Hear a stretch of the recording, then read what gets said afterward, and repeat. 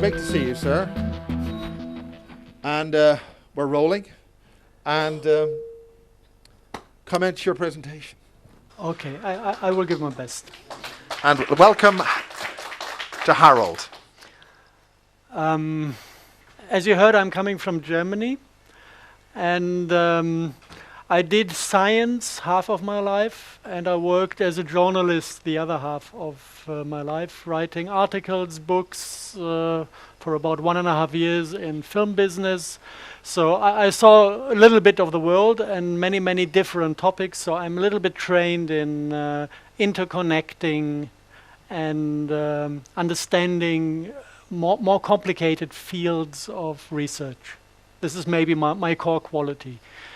And I started to deal with environmental monitoring when I was in Norway. Actually, I was working in Norway in the field of electrosensitivity for a company supplying measuring material like this one and shielding materials and giving courses for the people to understand what is happening if somebody becomes electrosensitive.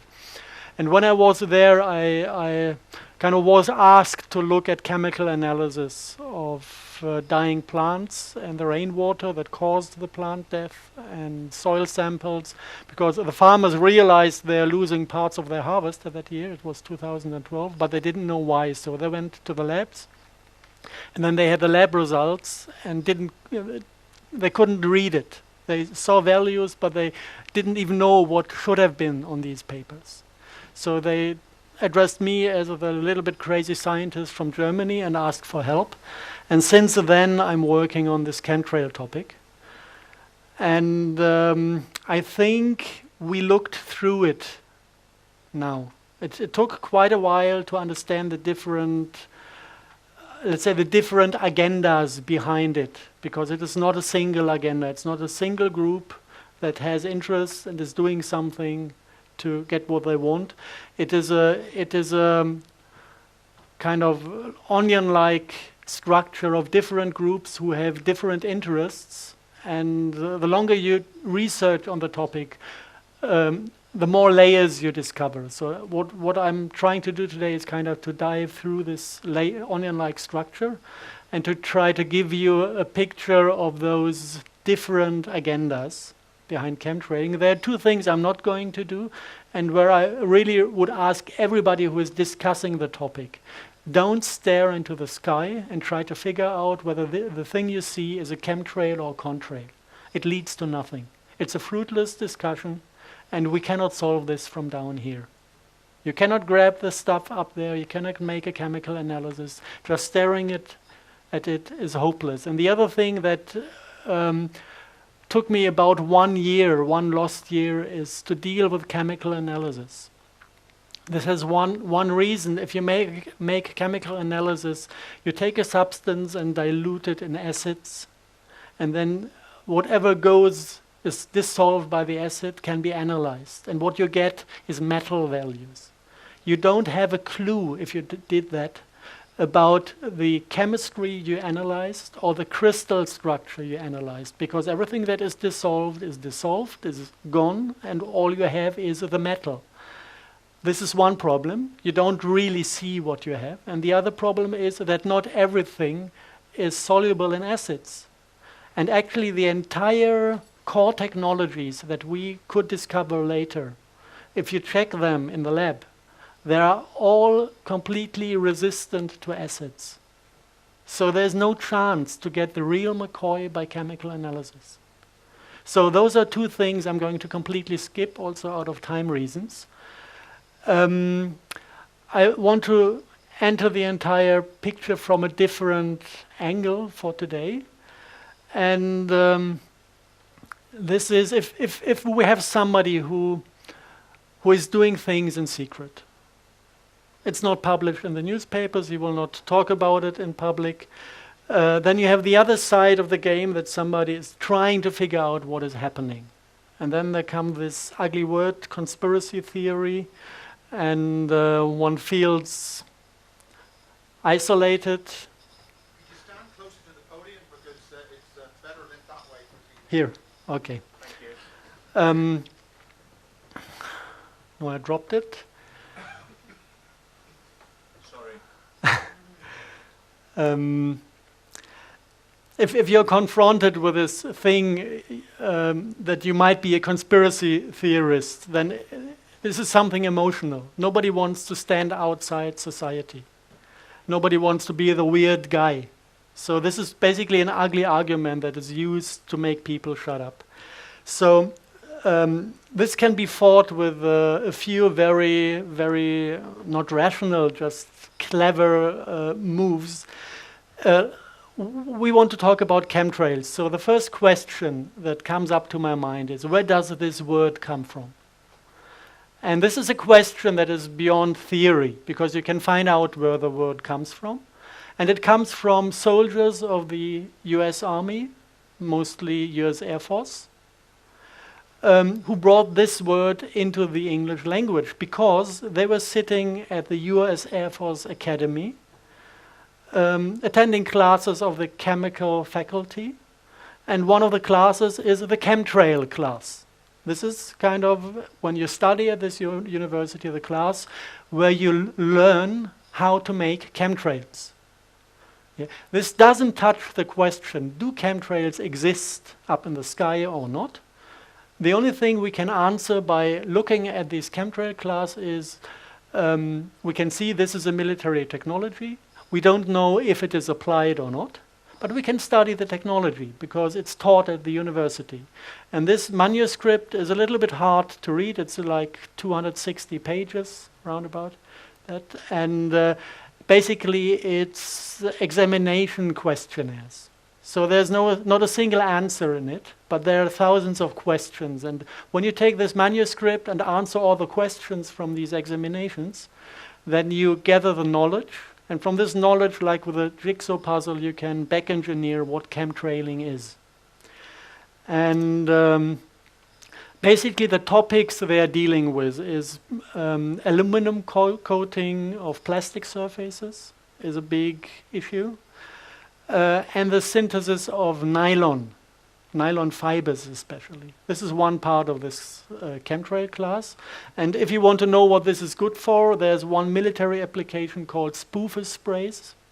These are aluminum-coated nylon fibers, and they use it to hide planes from radar detection. This is not a big secret. It is officially admitted by state authorities that at certain NATO maneuvers in the sky, they use these spoofer sprays to train to hide airplanes. So this is one part that is described in this manuscript. The other half is a little bit more difficult to read and to analyze. It very, very much looks like that they are talking about spray pyrolysis, which is the production of crystalline nanoparticles in a combustion process. This is something that is done in industry when you want to produce certain types of nanoparticles. It is a very cheap and very efficient way to produce nanoparticles. And there are two ways in industry and in this manuscript. One possibility is you take like metal salts that you can solute in water, and then you take this water and run it through a ultrasound nozzle that is kind of turning it into millions of very, very small droplets. And these droplets are brought into a flame. And then the water evaporates, and the salt content of the little droplet forms a small dust particle. And if the flame is hot enough, it will eventually melt and recrystallize. And depending on the temperature and on the droplet sizes, you can create crystalline particles, you can create amorphous particles.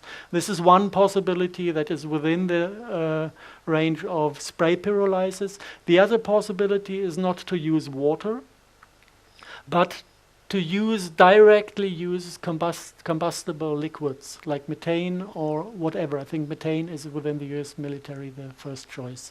And then you don't even need a secondary ultrasound nozzle. You can use the ultrasound nozzles that create the vapor that is burned within a jet engine. So this is basically the chemical and technical knowledge that is taught in the chemtrail class. So we get a first idea what this technology is about. We still don't know if it is used regularly, if it is used sometimes, if this is something that is meant for wartime and in peacetime nobody even touches these technologies. We just learned something about the technology. Now, when you see how successful this way of looking at things is, we answered many questions where other people were searching, talking, discussing years and years and came to no fruitful conclusions. There's something that is very, very intelligent. If you have somebody that might have plans he doesn't want you to know, it is a very good thing to go to the places where these people are alone among each other and talk about what they do. Yeah? Then you can listen and understand what they plan. Actually, there's no other way to find out what's happening. So I started to get interested in internal papers of certain agencies. And there was one stupid mistake done by some network specialists in NASA. They published an internal paper, I think it's like 12, 15 years ago, that was classified, and it appeared for 2 days in the public domain of the main NASA website.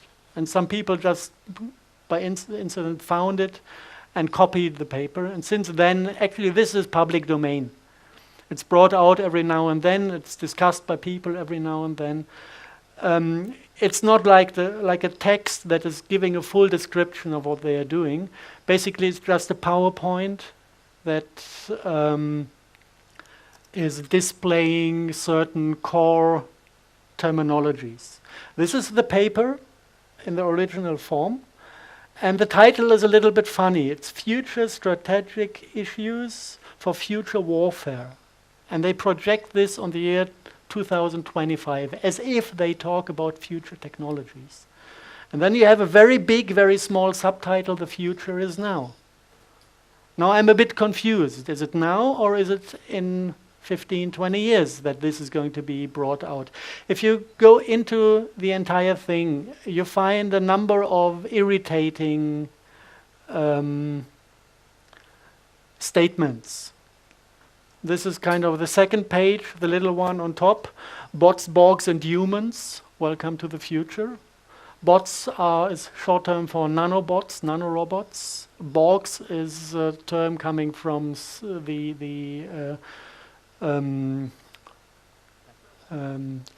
Wars? No, not Star Wars. Star Trek filming. It's the species that is assimilating other species by turning them into half computer, half being. And humans, I guess they mean themselves, the one who are not affected by those games and rule the entire thing afterwards. And they just name a number of technologies that are going to be used in future wars. And they explicitly say the war of the future is not in between countries. They expect to have a world government. So the war happening on this planet is between the government and the normal people.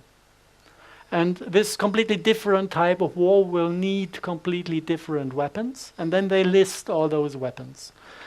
And there are certain things that are solved for them on nano level, on the level of nanoparticles, sensor swarms. If you have the nanoparticles in the air, it's a swarm. And it has smart dust. This is something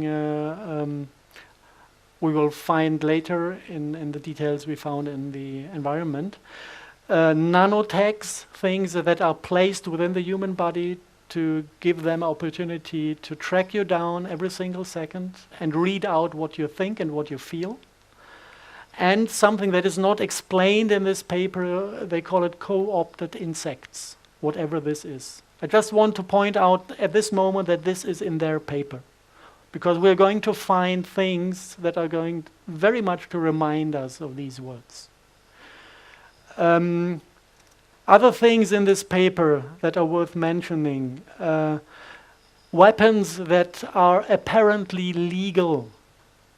Yeah, they are talking about weapons that are hidden somewhere in the civil domain. Everybody is dealing with them, everybody is using them, and one of them is the microwave.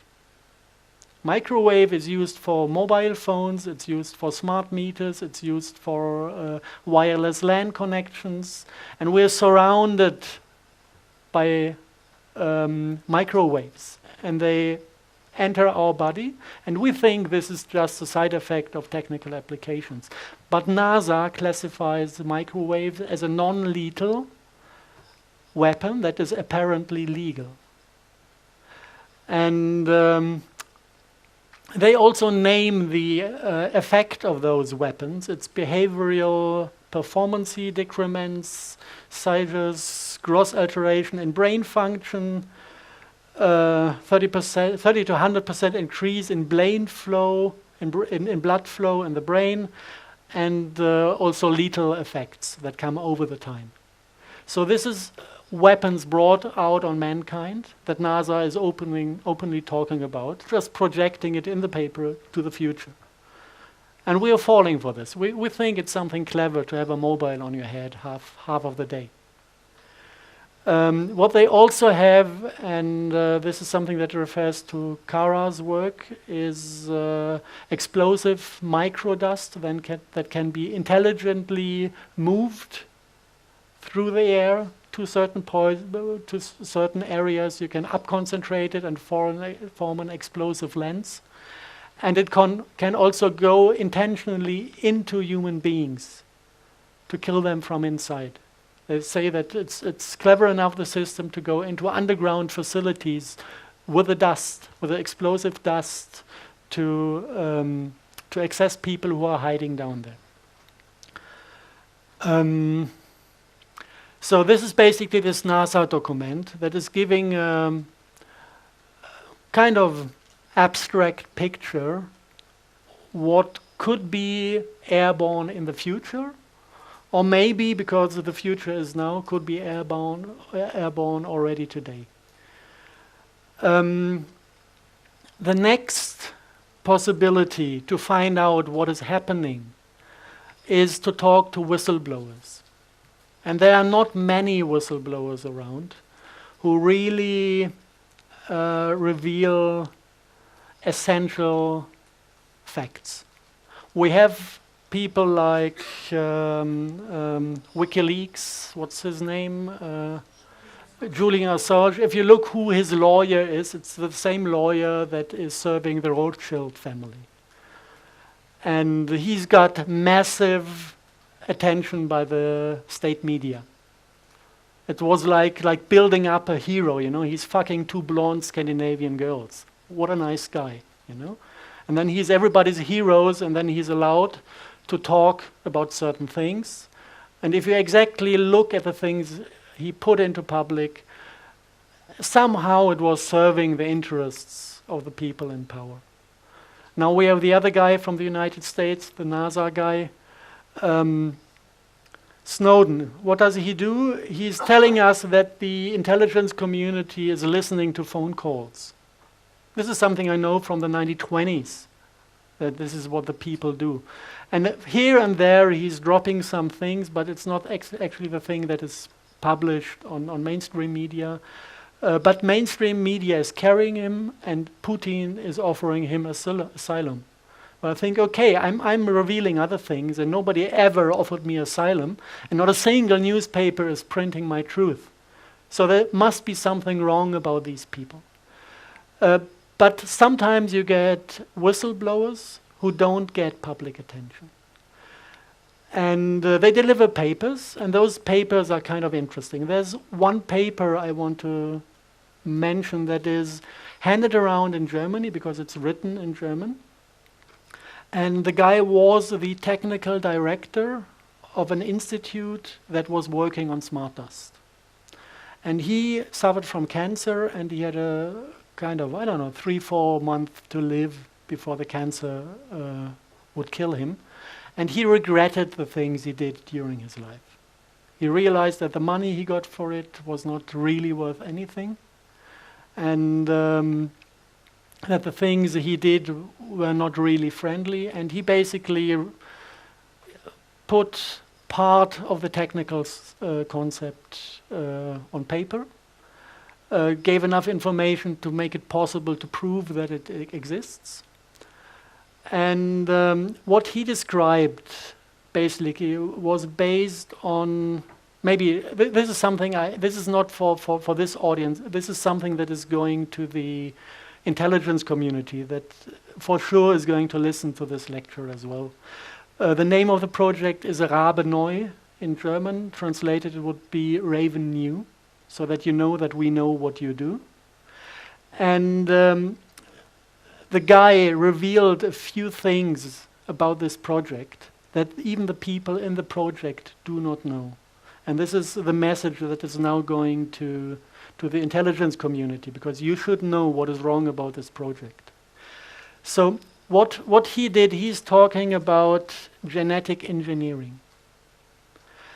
And before I would like to mention a few things that he mentioned, I would like to give you an overview about the possibilities in genetic engineering that are publicly known. Not to everybody, but it is public domain. So in genetic engineering, you can create DNA, which is the full genetic information that, like it is in the cell, and you can split this thing into half and have kind of half of the structure, only one side of it, the spiral, and this is RNA. And in genetic engineering, it is very clever to use RNA because it has the full functionality, but it doesn't spoil the next generation. So this is something they really like to work on, because you can manipulate without destroying and without risking the future. If you look at DNA and RNA, there are a number of different functions to it. One function is that these fragments of RNA, DNA produce light of certain qualities. This is connected, it's called optogenetics, the entire field of research.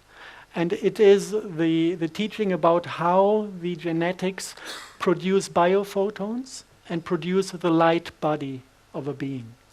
This is kind of the blueprint that is controlling the building up of forms, the morphogenetic field that is giving us the structure we are. So this is all done by this DNA. And if you synthesize DNA, this is done by printing today. You write down the code you want to produce, and then this is going into a DNA or RNA printing machine. So you can define every single base pair of the structure and print it out. So what they do is, one of the fields is optogenetics, to invent and produce little fragments of RNA, DNA that produce light. The second thing is, and the second natural function of DNA is to produce substances. These parts of the DNA are producing RNA, the RNA is producing proteins, and the proteins start to build up the matter that the body is built out of. And also, like healing substances and poisons can be produced by cells. And this is one function embedded in a certain span of this DNA. So this is something they say, there's medicine, for example, artemisinin. It's very, very expensive to extract it from plants. So they just extract the little portion of the genetic information that is doing this substance and insert it into some microbes, and then they can create artemisinin in big amounts. This is medicine, how that works. So we have light-producing things and we have substance-producing things. And then there's a new field of research. They realized that the base pairs can be mounted into a chain in a way that functions like a computer, like a logical element. And this is if you visualize this, it's like the old method with telephones, when you were dialing with sound. Every base pair has a resonance frequency. It's somewhere in the terahertz range. And if you hit the right frequency, it is opening, like a light conducting unit. And if you have a chain of these base pairs that react on different frequencies, you need a sequence of sounds to open all the fragments to make the entire thing conductive.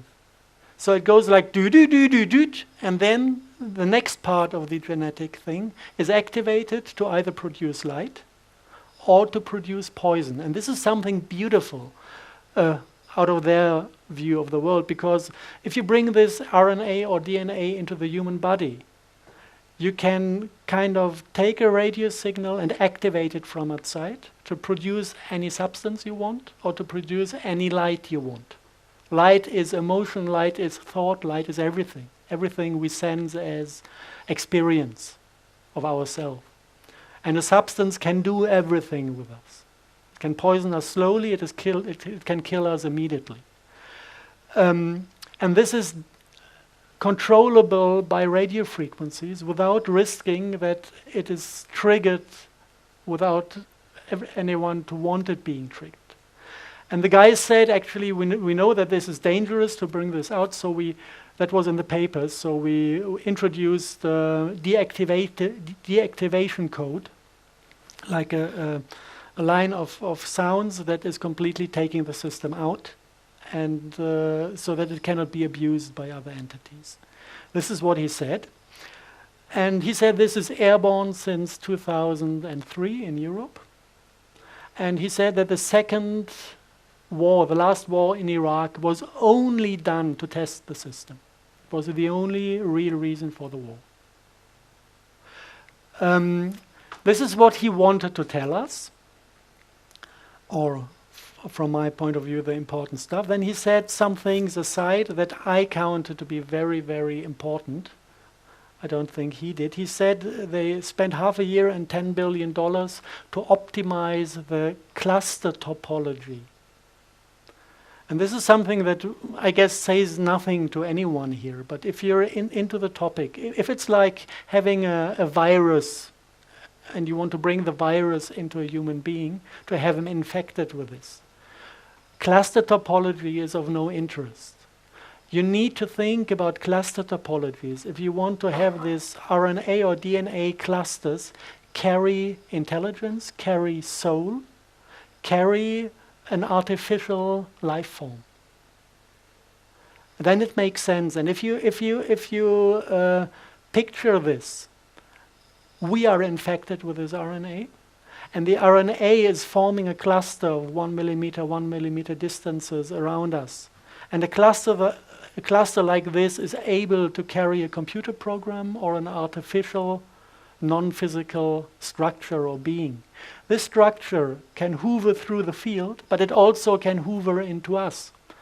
And this structure knows how to access the light production, and it knows how to access the production of poisons. And it also carries intelligence in itself and has the ability to make decisions. This is something that is just implied by the fact that he said we needed to optimize cluster topology. It's a little bit far out, it's a little bit speculation within this, but it gives me a kind of triggering moment when I listen to the word smart dust. Yeah? I get the feeling that this somehow is related to this capability of these optimized cluster topology to carry intelligence and to make its own decisions, if you want so. So this basically is just by looking at the spots where these people are among themselves and listening to some people who spoke out before they died. And the thing now I want to mention, this is the address to the intelligence community. I'm hardcore scientist, but I really appreciate the possibilities that lie in the spiritual world. And I had so many open questions to this whistleblower that I decided to attend a lady that can talk to people who are dead. And I didn't inform her at all about the topic or about the questions I had. I just asked her, can you see if the soul is willing to appear in a session? And he immediately was there, and he immediately started to talk to her. She didn't even know about the topic. She didn't know my questions. I just told her I would like to have that guy in front of me. And he immediately started to talk through her, and he said, this is alien technology. It is not human technology. And we have been fooled. There is no deactivation code. It doesn't exist. It's just a big scam that they kind of offered to us to let us think that we could control the system. But this is alien technology, and it is not controllable anymore through us. And this is the thing I would like the intelligence community to know. That they're sitting on a big scam, and they are not controlling the system. They believe they do, but they are not. Okay. This to the whistleblowing. And now we come to the things that we really, really, really can see in the lab. And if you go one step back to the chemical analysis, the elements you find. On one hand, you have this type of fingerprint. You find barium, strontium, titanium, and aluminum. Wherever plants die, these are the metals that can be found in, let's say, a slight overdose, more than nature should have in it. If you now check toxicology, it's not even close to the amount of heavy metals nature can take without suffering. If you look back at acid rain times, 1,000 times more heavy metals were soluted within the soil, entering the plant system. If you look back at industrial revolution, where we didn't have filters burning coal like hell, you know, the times when London was buried under heavy smoke, we had much more, 1,000 times more heavy metals in the system than today, and nothing serious happened. So at that point, we had to start looking at optical analysis, microscope analysis of particles that we found in the rain, which is difficult because you need to take thousands of photos and samples to be lucky to have one sample that is giving you a pure fraction of one component. If you have the entire mixture, you see nothing. And so the things I'm going to show now basically are based on the work of a guy in Germany who spent 3 years, 4 years, 5 years, 6 hours a day in front of a microscope to find out what is in the rain. And one component is a piezoelectric nanocrystal. This is kind of a pure sample of the thing. You can see it has some kind of magnetism that makes the little particles join each other like magnets, which is one aspect of this piezoelectric properties. And the most amazing thing, if you look it up, piezoelectric properties could be expected with barium, strontium, titanate, which is kind of the fingerprint, barium, titanium, strontium that we are looking for. There's no aluminum in it, but 3 of the elements are contained in this piezoelectric crystal, and we can see that this is a extreme interesting crystal because this is now a raindrop dried on a piece of glass, put under the microscope, and when you remove the top layer and then come with your finger close to the drop or just breathe on top of it, you will see certain effects appearing, and I'm going to show this to you.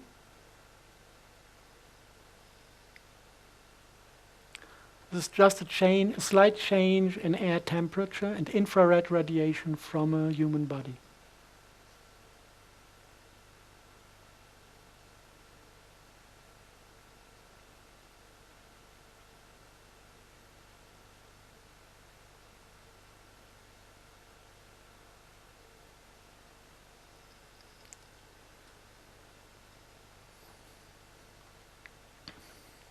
We have highly transparent nanoparticles. They have a refraction that is 4 times higher than the one of diamonds. That if you look it up on Wikipedia, you can read there that they are valid for scalar applications, that they can be used in applications utilizing time reverse field structures. It is a set of physics that is not in the public domain. It's scalar physics. But even in Wikipedia, it is mentioned as one of the particles that has the ability to handle and process scalar waves. Let's put it this way. Maybe it's the easiest. This is the reason for the plant death, because the crystal is highly transparent, but it absorbs UV light. At 260 nanometer wavelength, it is 100% opaque, absorbing UV signals. And this is exactly the frequency where the plants are processing the cell division impulse. Cell division occurs if a UV biophoton is hitting a cell. This is kind of the trigger to tell the cell, please divide into 2. And if you have these particles within the plant tissue, you absorb all these cell division signals and the plant stops growing. This is actually the thing that caused mad cow disease in the 80s. If you look exactly at the medical research concerning mad cow disease, you find that there are 3 reasons to get this disease.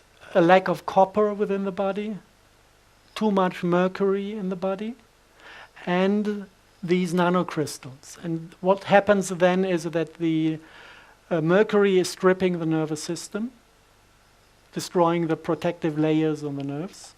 The copper, the lack of copper in the body makes the single nerves dissolve into chain parts. It's a protein, a prion, and a copper, protein, prion, copper. If you suck out the copper, it falls into pieces. This is how they can diagnose TSE, by measuring these protein, prion particles.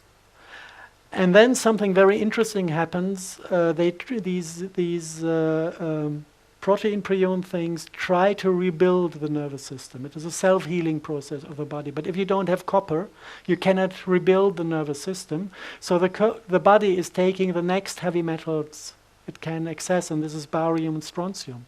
So it starts building a nervous system that is based on protein prion barium. And this is kind of an antenna for electromagnetic fields. So we are rebuilding a nervous system that is sensitive on electromagnetic fields. And not only that the nerve itself becomes sensitive, also the barium-strontium titanate nanocrystals, they display barium and strontium on their surface from the crystalline structure, and the new built nerves kind of grow onto the crystal. So what you get is a new connecting point for the nervous system that is piezoelectric. And whenever this is receiving a signal, it's firing electrons. So you have a direct access to the nervous system of the human being. This is one nanobot that you can find in the literature. Nobody knows that it is 100% identical with TSE, with the mad cow disease, and with the Creutzfeldt-Jakob disease. So this particle. It's you can see if you look into the military domain, they use it for radar range enhancement, for turning the sky into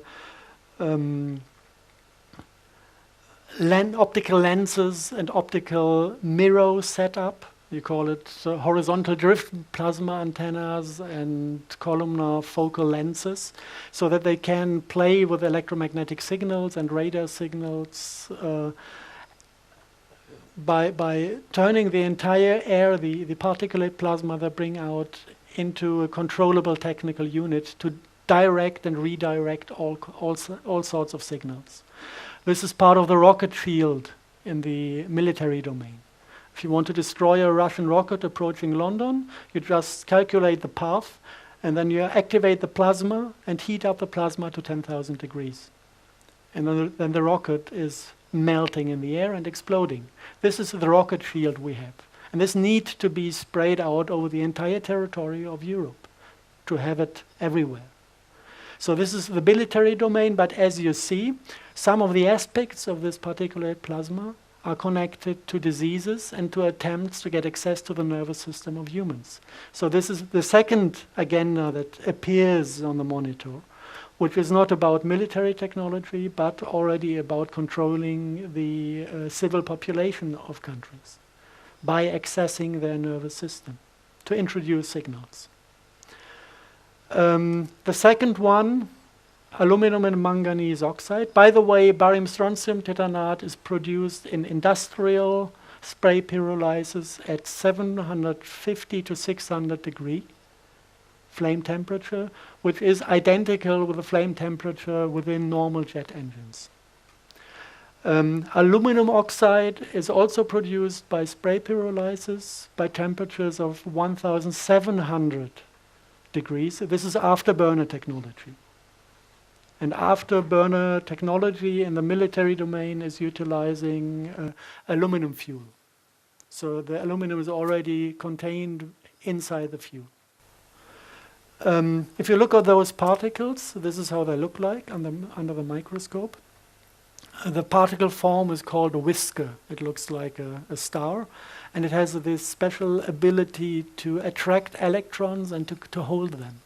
So this is the function of these particulate plasma in the military domain. The barium strontium titanate can be activated to spit out electrons, and the aluminum oxide is carrying them for a long time. Just to show that this is what we have on daily basis in the environmental monitoring, both those two nanocrystals. This is also connected to a medical problem, especially if it is the low temperature form. Then you don't use aluminum, you use manganese, create manganese oxide. This is causing symptoms that are 100% identical with the influenza virus. And especially during the winter month, you find lots of this in the air, when all the people run to the doctor because they think they're getting a flu and they want to be vaccinated. I know in Germany they sold 20 million vaccine units last year. And the funny thing is, if you ask them, how do you know that people have a flu, it's only going via the symptoms. We had 6 people examined on molecular level to find out what kind of flu virus caused the disease. 6 people in this entire season in Germany, and from there they make statistics. So basically this is sprayed hysteria, and it has nothing to do with the virus, and running to the doctors to get vaccinated is suicide. Okay, the next thing that you can find in environmental monitoring are Morgellons. If you look at the things the vaccination is containing, starting with mercury, this is pure poison. Starting with chelates that pull out copper from your body, you start realizing that there's a plan behind it. Yeah. We know all this about the TSE scandal because of one guy called Purdy. He was a farmer in Great Britain that had a biological run farm. And he refused mandatory vaccination for his animals. And none of his cattle had TSE. Not a single one. Just because he refused the vaccination. And this was at the moment when he woke up. And 10 months later, he died of brain cancer. Just to refer to the list of microwave weapons and their application. Okay, in the NASA presentation, we had the nanotags that are apparently there to track down people, to find out where they are and what they think. The first public, nice, detailed public description was in the book of Cara St. Louis Farrelly, The Sun Thief, where she says that there are hollow fibers sprayed, self-replicating hollow fibers that are there to kind of read out the light fingerprint of your DNA, transform it into an electromagnetic radio signal that is detectable via satellite and ground stations. This is what she found out by analyzing information dealt with the chemtrail communities in the United States. She never mentioned the name Morgellons in her book, but if you look at these Morgellons, who had heard about the Morgellons disease? Half of you, okay. Let's just have a look at them. Nice creatures. This is a German tomato that got some German rain on top of itself.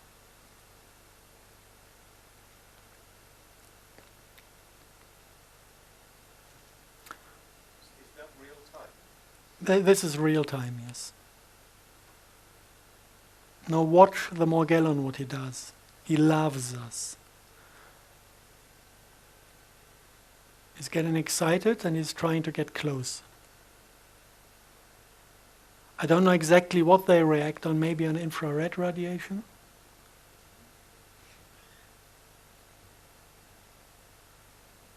So these are basically, it's mycelium of a certain type of fungus. And this fungus is, first, if you want to look at it, it's airborne. It's not a single fiber here and there. It is glowing under UV light. So if you take a UV lamp at night, you can see those fibers airborne. And there are billions of them. Not every night, but every now and then. You can see them fly around. And these fibers, this fungus is infecting the human body. And with 95% or 99% of the people, nothing special happens. They're just embedded somewhere, and your biology is keeping the fungus population low in your body. They just function as a plasmonic antenna to send out a signal, but you don't get sick from it. You don't get ill. No visible symptoms. So we would guess 100% of the population in Europe is infected. It's not a big deal. It's not dangerous, as long as the body can handle these things. Some of the people cannot handle it. And then the mycelium is starting to grow within the body and starting to multiply. And at a certain point, they are extracted via the skin. And you can see that they have this ability to collect colors. You have blue Morgellons and you have red Morgellons. And nobody knows where these colors come from because they are of technical origin. It's not a natural substance. So you can see them when the skin is opening. You can see them under the microscope if you make a blood analysis. You can see that the blood is infected. And you can let them grow artificially in a petri dish. And if you look at them, you see they're a little bit more complex than a simple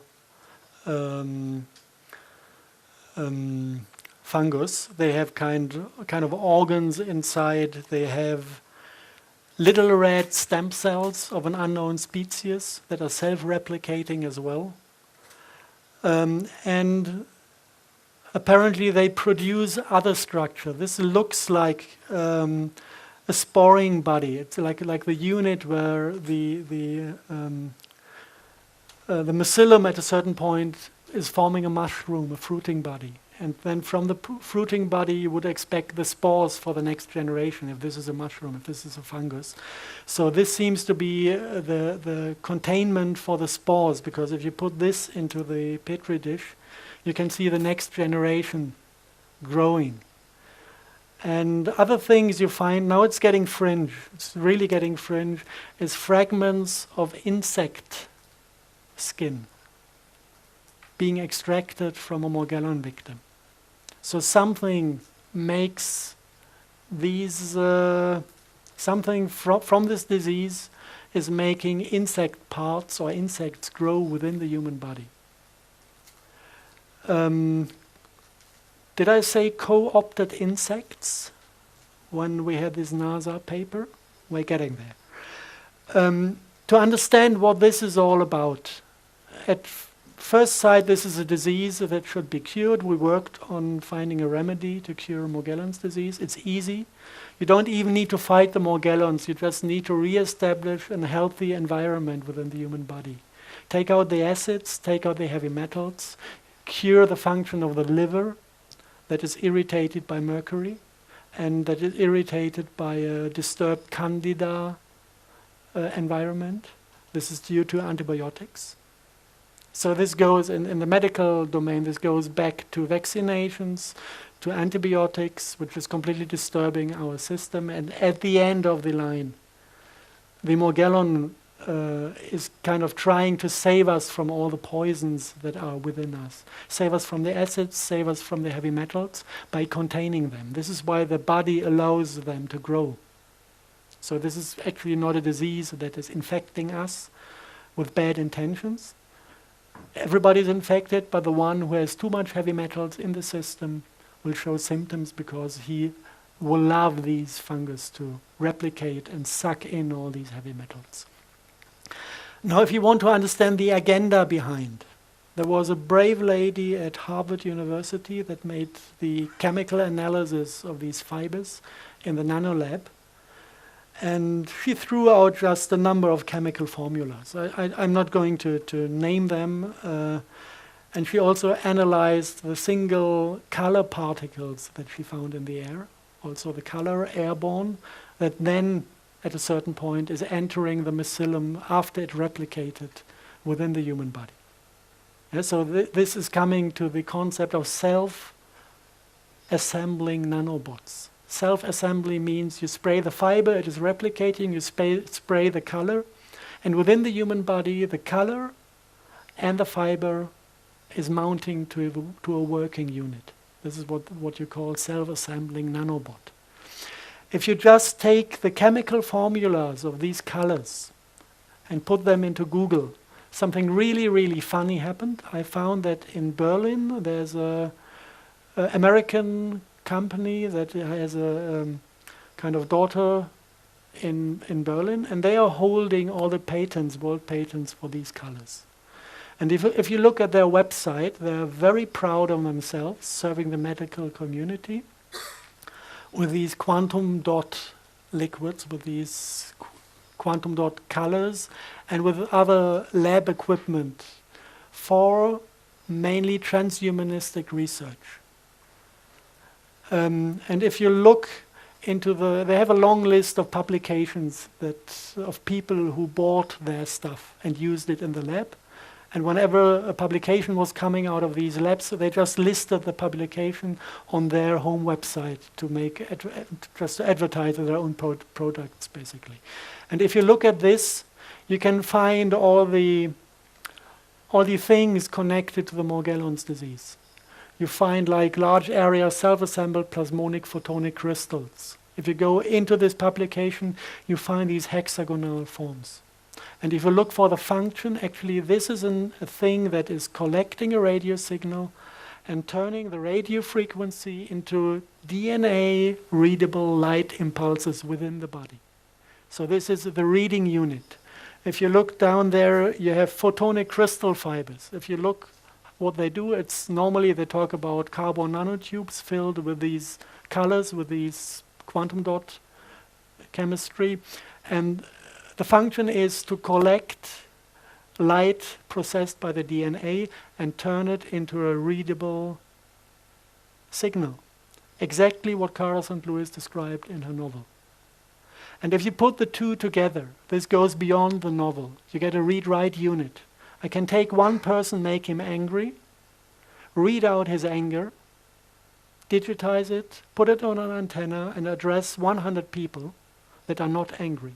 And if they have this biology within their system, they will feel exactly the same experience of anger that I read out from the single person. So, what do I need? Do I need an Arabic Spring? Easy. Just introduce some anger to the system. Yeah, so this is basically the possibilities that lie within a read-write unit, like a tape recorder. Record the human experience, the overall human experience of a human, and you can tell by the colors what this includes. Blue is the light that we process for thinking, and red is the light we process for sexuality. So they control our egos, they control our minds, and they control our sexuality. And if anyone has doubts if this is really online, the system, there's another Morgellon victim in the United States. She just calls herself Jan. And she had one of these hexagonal photonic plasmonic crystals coming out of her skin here. And she put it under the microscope and caught it while working. So this was the first view on the particulate. It's not perfectly shaped in the hexagonal form, but you can see at least the angles at certain points. And this thing is controlled by microwave.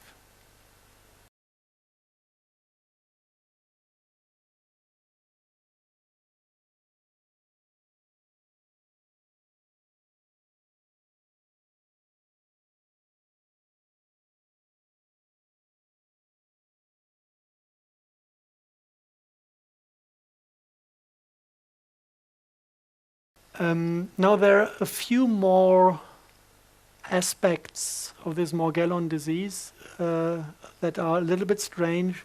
Morgellon victims have this sensation of insects crawling through their body.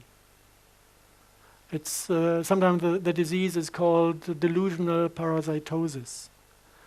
And the doctors say this is pure madness, and normally what they give is psychopharmaca. I guess to get the people quiet. But this is an experience all of them share. And one thing that is irritating me, you have these little red stem cells. And if you look at the family of the Morgellon fungus, he's a close relative to certain myco-insecticides. And they have also this property. They are trained to kill insects. It's for agro-business. So what they do, they attack, let's say, a fly. They eat the fly from inside, and then they assimilate the DNA of the fly and form the fruiting body in form of the fly, and make the eyes of the fly, or the artificial fly, of the pseudomorphic fly, glow with exactly this type of artificial light created by a fungus.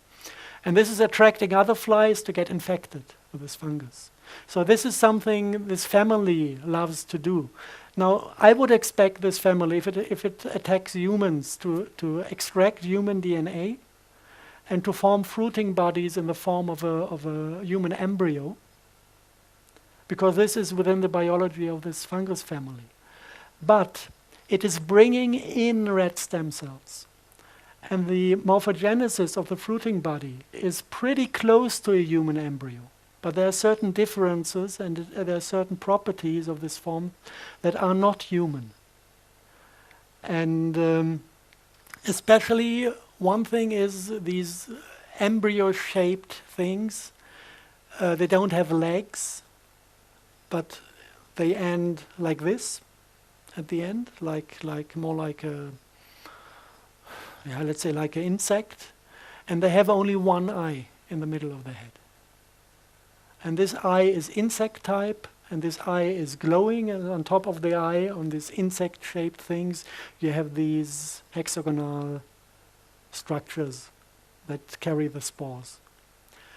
And so the question is, what type of species is carried by the morphogenesis of these pseudomorphic mushrooms, because it is not human. And the question is there a connection between the species and the thing that the Morgellon victims experience within themselves as crawling insects? And we were really lucky. We had the opportunity to work with one Morgellon victim that had remote viewing capacities and had the ability to visualize those creatures within his body. And luckily he was quite talented in painting. So I asked him to give me a few sketches so he started to paint and he got better and better. And the last picture I got from him looked like this. So we have the spider form, but we have a quite highly developed face and a quite highly developed character, and he draw the eye in the middle, the one that is showing up in the morphogenesis of the mushroom, the pseudomorphic. If you look at these mushrooms, they are extracted from the lower intestines in a 28-day cycle. You have male and female forms, and you can find sexual organs that are male and female, and these sexual organs are spider-like. I think it's called bulbous, the kind of a bag containing the sperm of the spider. This is what you find within these mushrooms, but it doesn't look like mushroom from the cell structure. It looks like the step to the next generation is not fungus anymore. It's going in steps to a real spider generation. The second thing these spiders do when the fruiting bodies are extracted through the lower intestines, some of the patients have the feeling of having energy extracted from the forehead, pulsed streams of energy flowing into the lower intestines, and it feels like whatever is born down there is stealing light, is stealing energy from the human system to accumulate as much as possible of it. And this all mounts up from my background. I've been dealing with physics a lot, and I'm familiar with higher dimensional physics. I'm familiar with the theory of Maty-Pitcairn and multi-layered space-time sheets. And for me, it's quite easy to think in higher dimensional rooms. Who is not into physics might go into the spiritual realm when we say that mankind is about to ascend into higher realms, and we have this Vedic concept of 7 hells and 7 heavens. This is all identical with the multi-layered space-time sheets of Maty-Pitcairn. So for me, it is quite easy to imagine higher dimensional biology, trans-dimensional beings.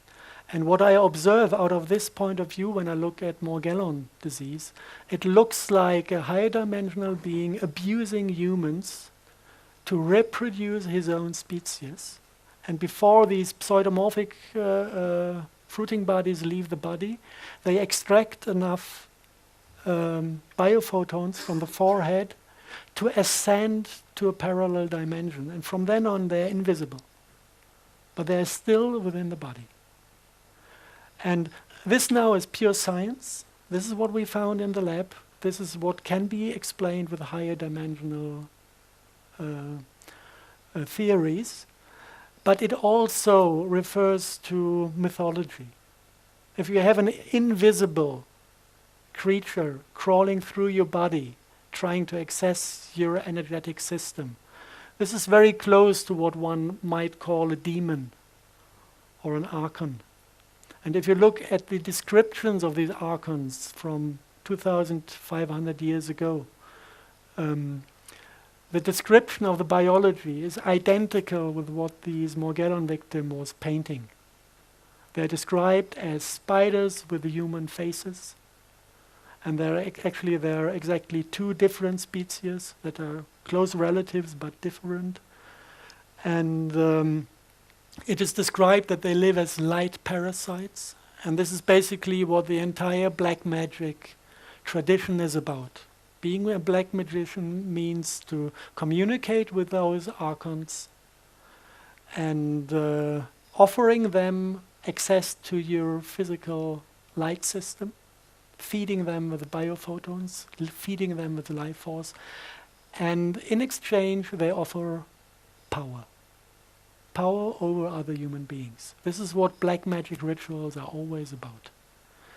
So we're starting to get a picture here.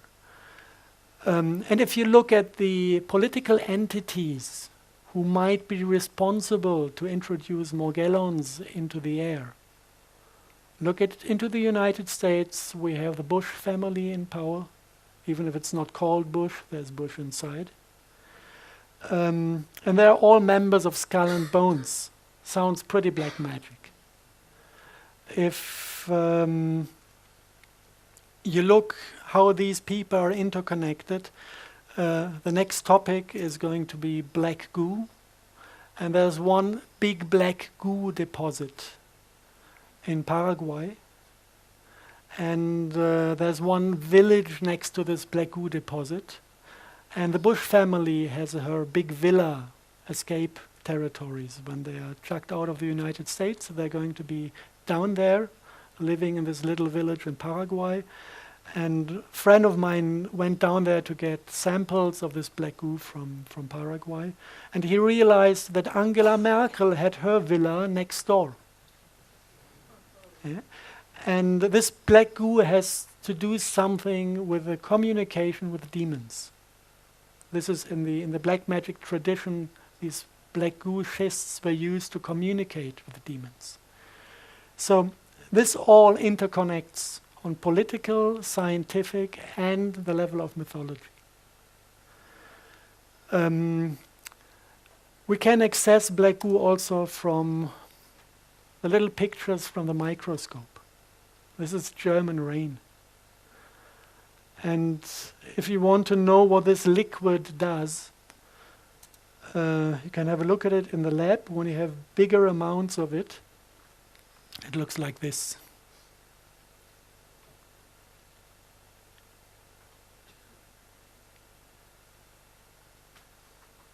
It's a liquid crystal. This liquid is self-organizing physically. And this, at the moment, is sleeping. It's not aware of being observed, it's quiet. Sometimes when it doesn't like to be observed, it might jump out of the pot straight into your face. If you have two of those in one room, get them 5 meters close to each other, they stare at each other, then they decide that they want to be united. And then they start to pull. It's like magnetism, but it's intelligent. And when they realize that you hold them within the vessel and they cannot escape, they get angry and start to shake the vessel and try to break through the wall. Because they know once they are through, they can flow over the ground and unite to a bigger unit. This is something you can just observe in the lab. And especially this liquid was extracted from those black stones. This is World War II leftovers. We found them in an underground facility in Bavaria, 1/2 ton of it. So we can imagine that the SS processed quite a bit of this. And I guess that the guys found also the technology to extract the oil from it. Must have been there in written form because they did it in the lab successfully. If you look at those stones, you have a brief history of things reported out of former times. You have, if you look at H.P. Lovecraft, the descriptions of the black magic communities in Eastern Europe, they had kind of sculptures out of this black oil schist. And once a year they went there slaughtering little babies to get the demons out of the stone, sacrificing little children to communicate and get the service from the demons. This is one thing mentioned. If you go back in history, you find them in the Kaaba in Mecca, the same form of phallus-shaped structure that is described in Vedic script as Shiva's lingam, that is described in this Lovecraft script. A fragment of it is part of a central part of the Kaaba in Mecca, and every Muslim in the world is asked to go there once in his life and to kiss this stone. If you go back, you find them on Turkish and Roman, Greek and Turkish coins. You see them left and right of the tree of life in the paradise garden. So getting in contact with this black goo is what caused the deterioration of paradise. And it is not easy to understand the overall concept, because when you start to deal with black goo, the first thing you need to discover before anything makes sense is that there are two different qualities. We have liquid black goo. It is basically, it has been found on a southern Falkland island, Tula Island, and this is what the war with Argentina was about, accessing this black goo. We have this type of earth black goo in the Gulf of Mexico. This was what the Deepwater Horizon catastrophe was all about. Somebody was shooting a torpedo at the facility, destroying the attempt to get the black goo out of Mother Earth. And we had, I think, eight military submarines getting close to World War III, trying to capture some of that oil after Deepwater Horizon was destroyed. And no single civilian was allowed to go to the beaches to remove the oil. It was just military personnel with special equipment and fully shielded against the influence of this substance. So this is one quality that comes from Mother Earth. And then you have a second quality that is found in connection with meteorite sites. If you look at the thing in Paraguay, you can exactly see by the form the stones are broken in the environment that was an impact of a meteorite. If you look into the Arabic mythology, they say the thing in the Kaaba in Mecca is a fragment of a meteorite. And this is now not against Muslims. If you look into the Peter's Dome in Rome, you have a big piece of this stone under the Peter's Dome. And if you analyze all the churches built in Middle Ages in Europe, every altar has a black altar stone. And what you feel when you enter a church is not the love of God. It is more like a cold fear.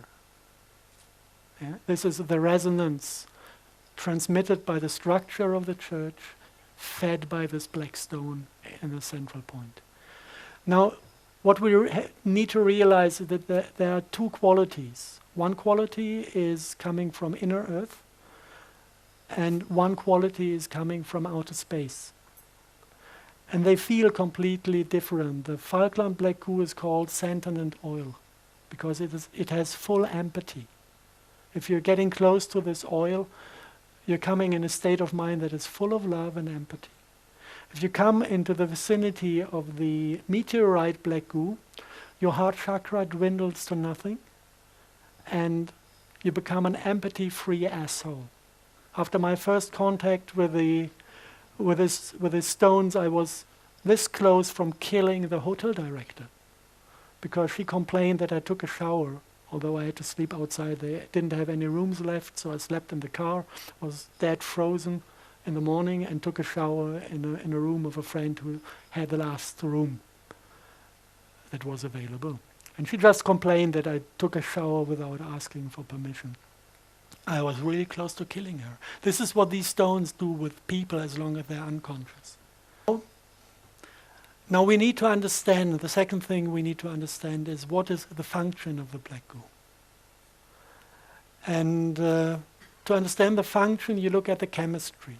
It is a mineral oil dotted with high amounts of alchemistic gold and iridium, which is precious metals in the M state, which is, it's not really explored. Some people say it's a type of antimatter that is far enough out of our reality to avoid a collision between matter and antimatter. Some people connect it with superconductive qualities. What we know is that gold and iridium in this state of matter is a very important component of biology. If you look at in DNA, you're kind of forming hollow spaces in the spiral, and you can fit these monoatomic precious metals exactly into the open space. And they kind of act as a biophoton attractor. The DNA itself is capturing the field energy, storing it and resending it out. But the gold and the iridium are attracting the photon onto the spot. So this is basically why we get old. The body is capable of producing M-state matter until we are 18 years old, and then we are losing it. And when the matter is gone, the M-state matter is gone out of our system, we disconnect from the morphic field, and we lose our shape and get old. This is why the Egyptian priests fed themselves with these M-state matter, and it's reported that they managed to get 800 years old, because this function was out of work. So basically there is a kind of fractal similarity between the function on light level of a human being and the function of the black goo within the earth or wherever it is, in a way that we are divided, we live in duality, we are single individuals that are only a little bit connected, interconnected with talk and telepathy sometimes, and with a beautiful smile one might receive, and we are kind of coming and going in generations.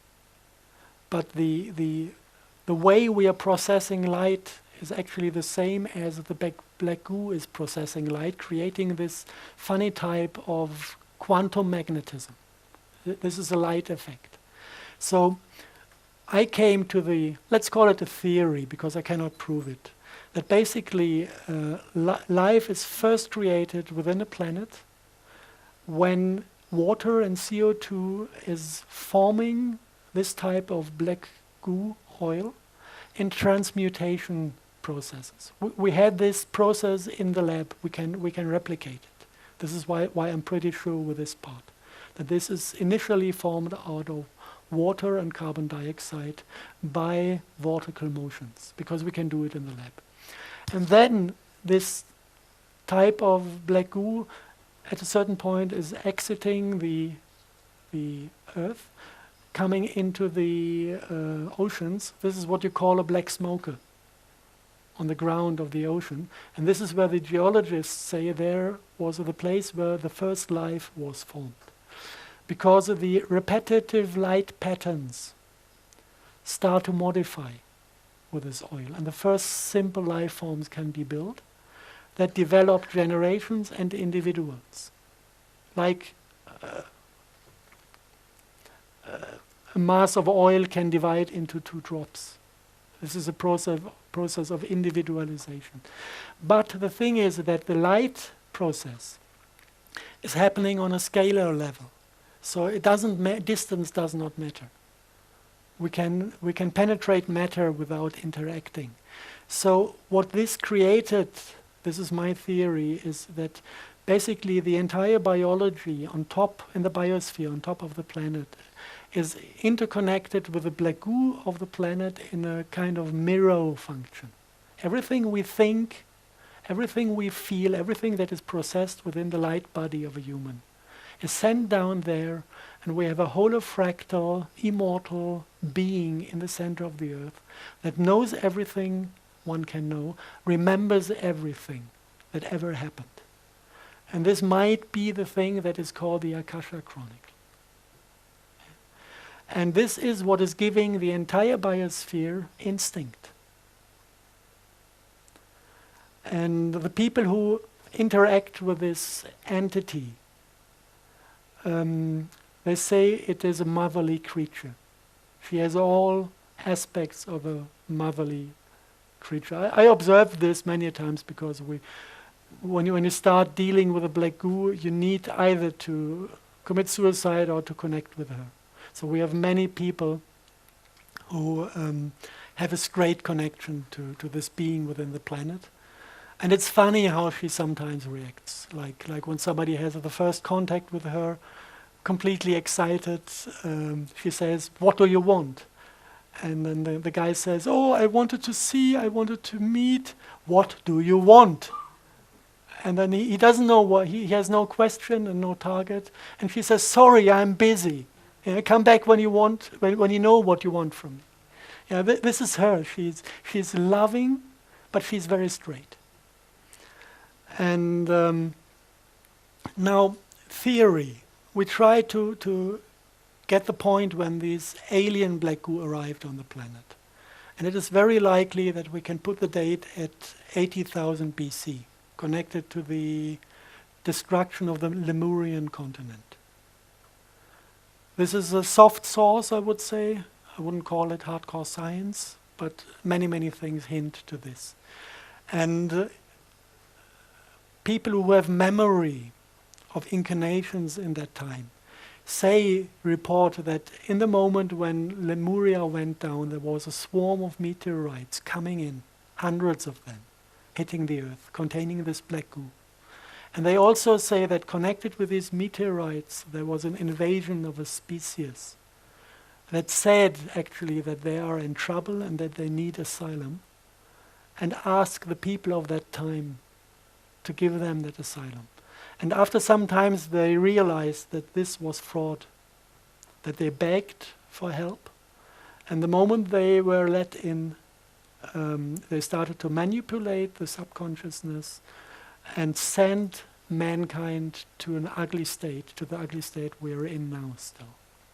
To be able to control them and to be able to feed on them. So this is a full story reported by people who have the full memory of that time. Take it as whatever it is. Some people believe in reincarnation, some people have memory of former lives. I find it interesting that people who claim to have memory of former lives are able to give me precise information on topics I do research. So this is what is giving me the trust to listen to these people.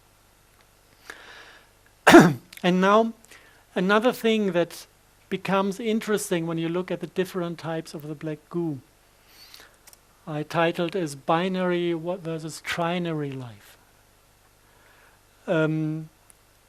The sensation of the black goo forms is different. One is full of empathy, you have a heart in there, and one is cold and empathy-free. If you look at the scalar fields that are forming, how to say from which corner to take it first. If you look at the Vedic medicine, you have all these mandalas showing the symmetries within the chakras. This is about angular relationships. You can have squares, you can have a 6 structure, a 12 structure. If you look at scalar physics and at the way scalar waves build up scalar potential, you have unification of fields under certain angles. You can have unification of electromagnetic fields at 90 degree, 180 degree, 30 degree, and 60 degree. And in between, you just create chaos, but no order and no scalar potential. So we have these angular things out of hardcore science as well. And now we go to the microscope again, and we see funny pictures. We see funny pictures. We see a substance. I cannot name it yet. We have an idea, but it's not secured what substance this is. But if you look at it, what it does, we see a Morgellon fiber, and we see nanoparticles of this special type. And when you come with your finger close to the Morgellon fiber, all the bioenergy emitted by your finger is reconverted into a rectangular shape.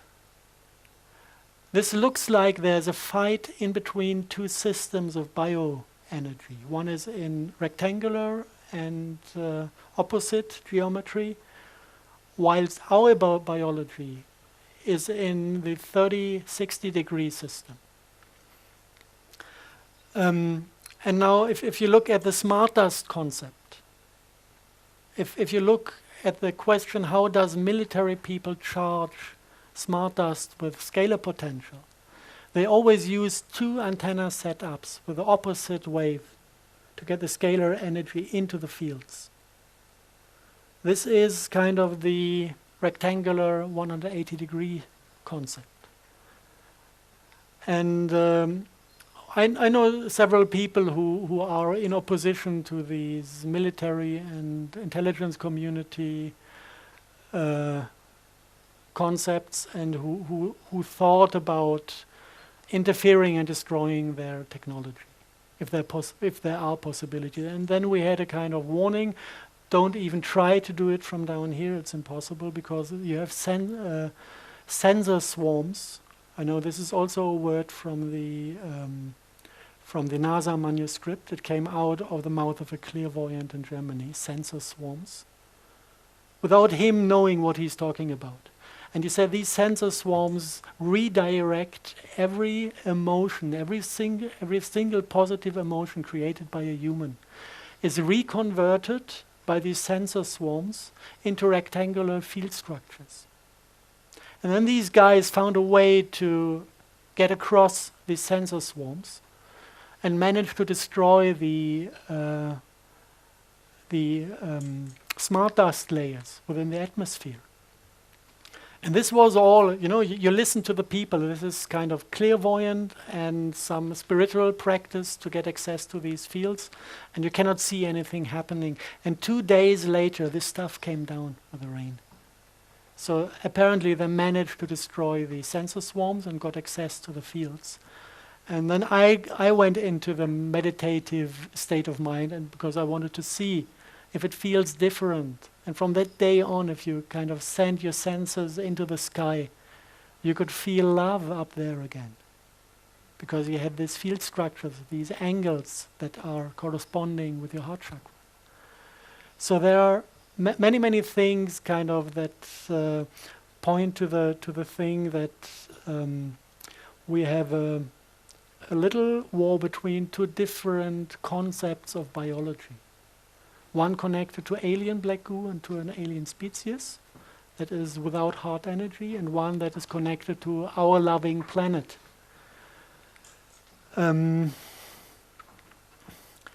So I will try now to get the big picture of this smart dust concept. Also with displaying the different agendas behind. If you want to have something working, it is cybernetics. If you want to have something working, you need a source and a sink, like with a battery. You need a plus and a minus, and then you get action. So in this field in the sky, you need a source, and this is basically the HARP technology. This is what is emitting the big amounts of microwave energy into the skies. And you have different antenna systems that operate on different frequencies. I know the things called weather radar. They are working on very, very core frequencies, triggering certain capacities of water. And they are also part of the scalar wave patterns you can observe in the sky. Like Marion Island, we have beautiful satellite images capturing Marion Island meteorological station, transmitting a huge scalar wave that is forming cloud patterns in the direction of Japan when they had earthquakes up there. So this is not only microwave, it also is working on a kilohertz range, and it's working on ELF, low frequency range. So this entire antenna park on the planet is our source. Then we have agents in the sky that are controlled by this to directly achieve goals, like rocket shield, like weather weapon, earthquake weapon. This is the military domain. I just visualized with a small blue circle, going from HARP to the particle zoo and going back, harvesting the results of this technology. Then these military guys have been fooled or guided by the intelligence community. It's easy to see how this looks in reality. There was one admiral of the US Navy who was asked by the CIA to assist spraying, and he said no. And one day later, he was found shot with 2 bullets in his chest, and they said it's suicide. I want to see a guy committing suicide with 2 bullets in his own chest.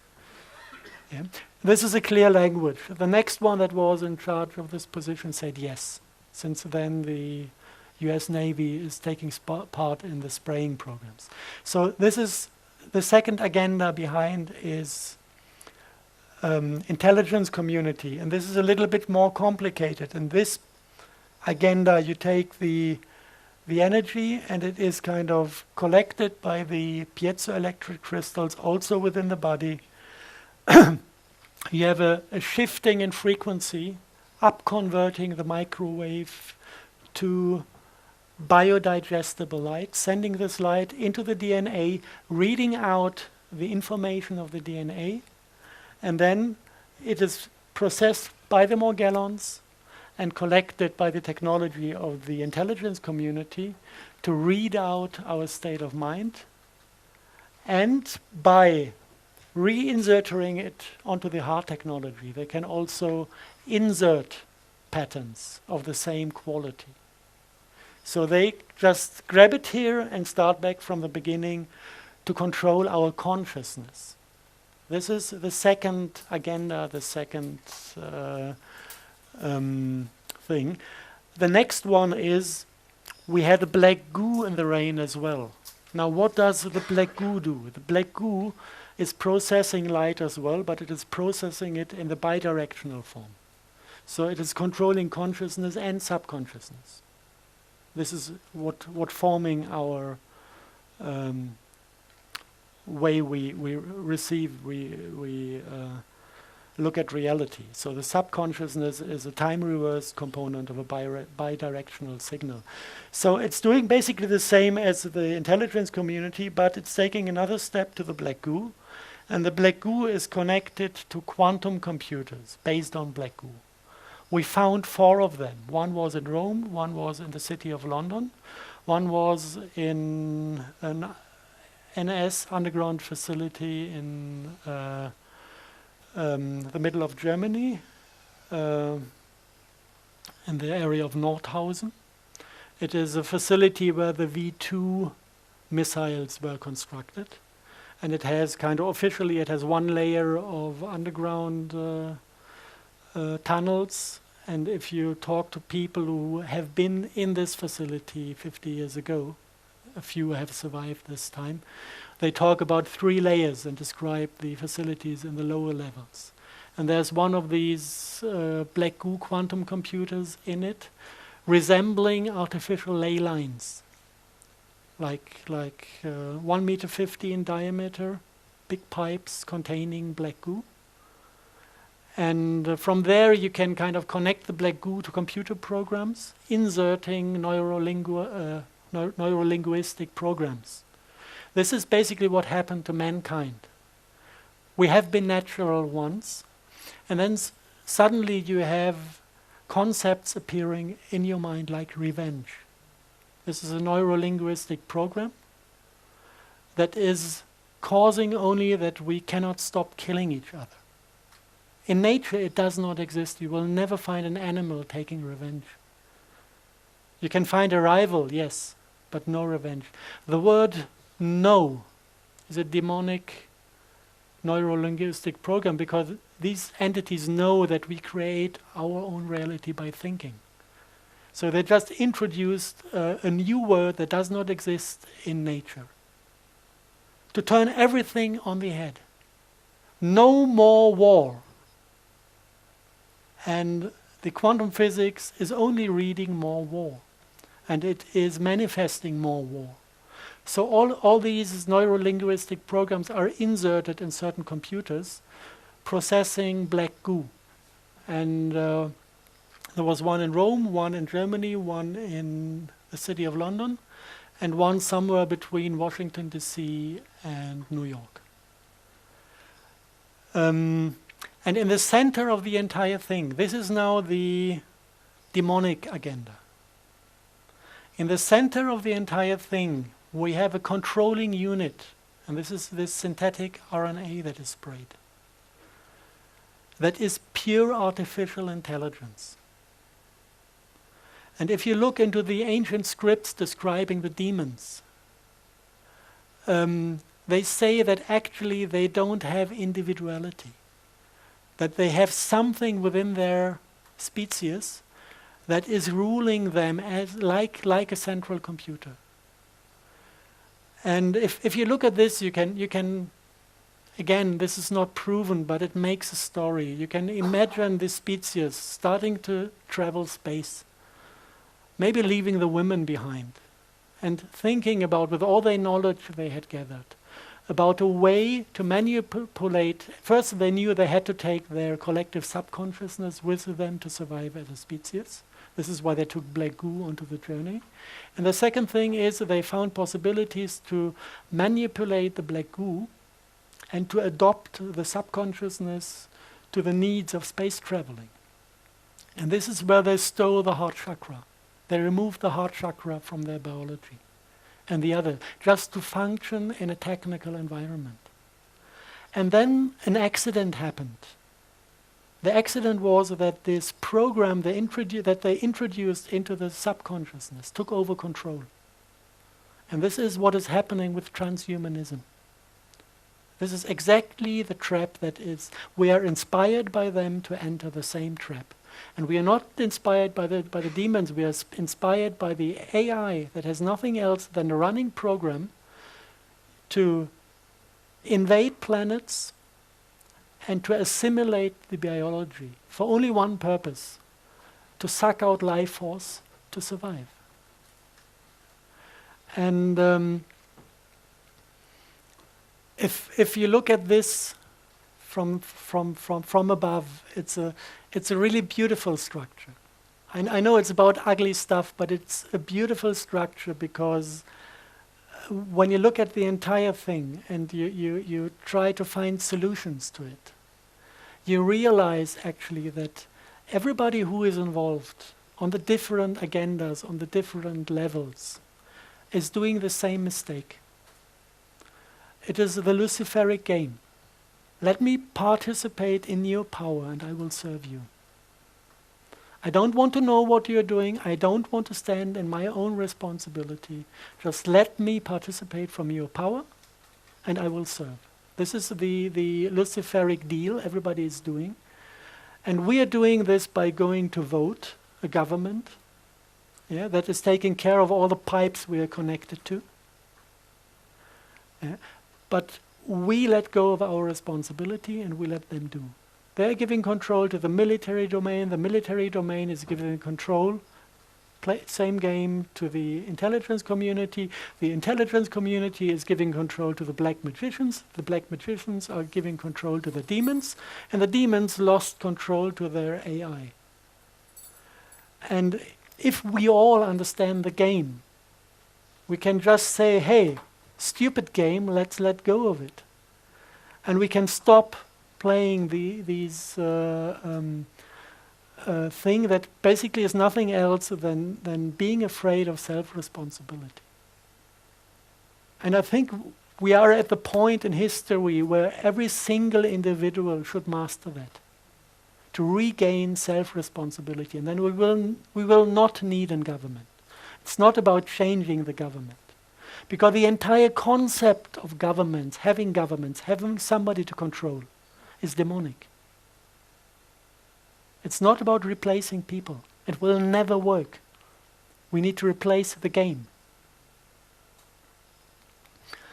And at the end, the only one I'm harming when I do this is the AI. And I don't need to take care of her because she's not a being. No pity necessary. No respect towards a living creature. I could switch her off, this is one way. I could start taking care of my own business and ignore her, and then she will diminish by herself. We don't need to fight anybody when we get rid of this problem.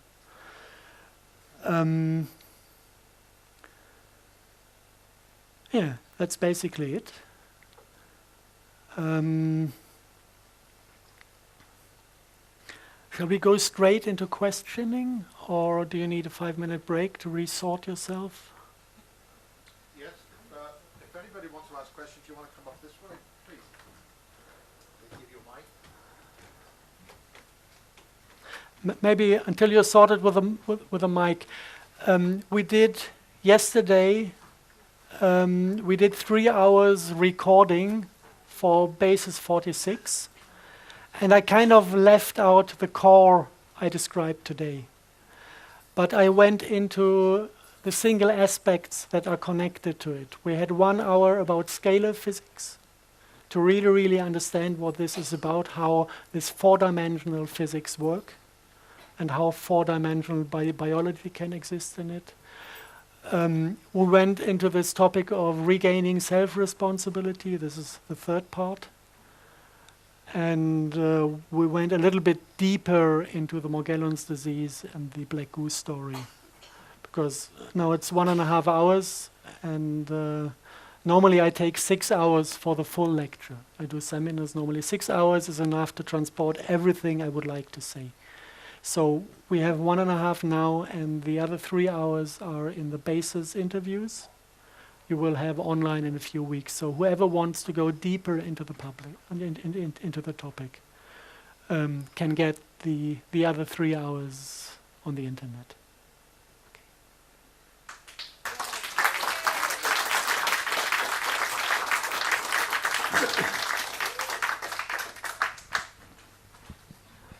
Why are they afraid of the sun? Why are the chemtrails so concentrated in front of the sun?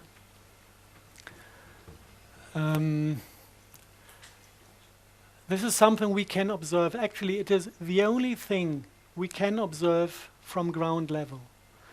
In the evening time, if you look at the sun, it's always hidden behind stripes.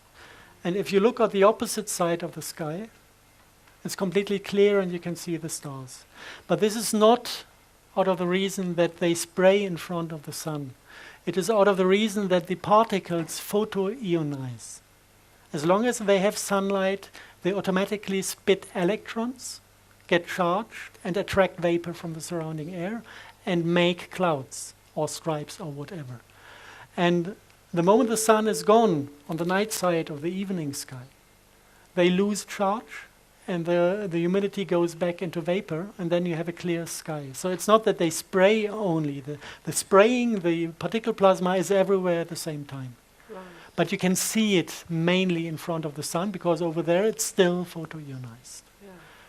Yeah. Of course, there are more agendas behind the spraying that are connected to the sun. They want to cut us off from sources of information, because development is always about taking in information. And there's a lot of information coming from outer space, from the central black hole in the galaxy. There's information coming from the sun.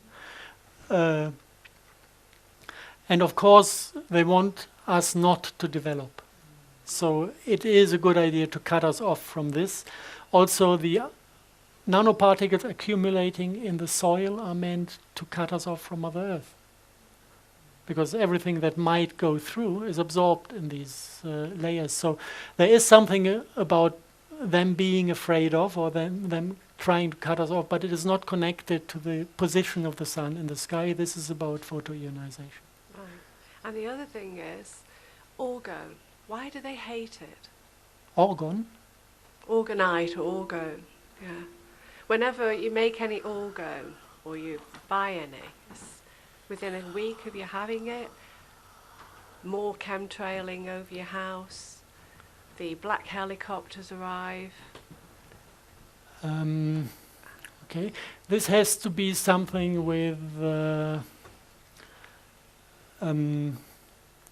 you need to look into the work of Wilhelm Reich to understand this. And Wilhelm Reich found a method to extract certain field structures, energy potentials from the sky. He said he's removing Dor to get the sky clean again. And this is a rather complex thing. You have to regard the entire planet as a electromagnetic resonator, and you have waves running around the planet, and with a wave kind of biting in its own tail, you get self-strengthening structures. And at the end, you get the sum of all platonic bodies standing as standing waves around the planet. And they have defined frequencies. Schumann frequency is the most known of them. And then the same thing happens in the core of the Earth. You have electromagnetic fields that travel through the stone, and they also build up a grid like this of platonic structures and other structures. And this goes around the planet. You can measure this by sticking two electrodes into the ground, and then you measure 50 hertz from the European electricity grid, and you measure 60 hertz from the American electricity grid. Same strength as the European one. This goes around the planet.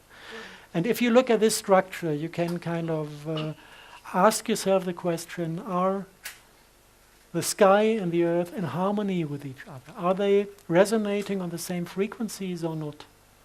And the thing is, if they resonate on the same frequency, then the two field structures can unite and print out scalar structures, scalar fields. This is what we call life force. Yeah. So life force on planet is dependent on the unification of two longitudinal waveforms that need to be in harmony. In former times, we had the trees with an antenna system to the air and an antenna system to the ground, keeping this resonance stable. Yeah? Then they started to cut down the rainforests, and then you come into this desert state. Desert state means no plants available, disconnection between the two systems, and then they start to play their individual frequency games, do not reconnect at any point because there's no antenna system reconnecting them. And then you don't have the development of life force anymore. And then you deeply go into the desert status. So the entire technologies based on Wilhelm Reich are there to reconnect and to extract the wrong frequencies. And this is kind of giving us back the life force.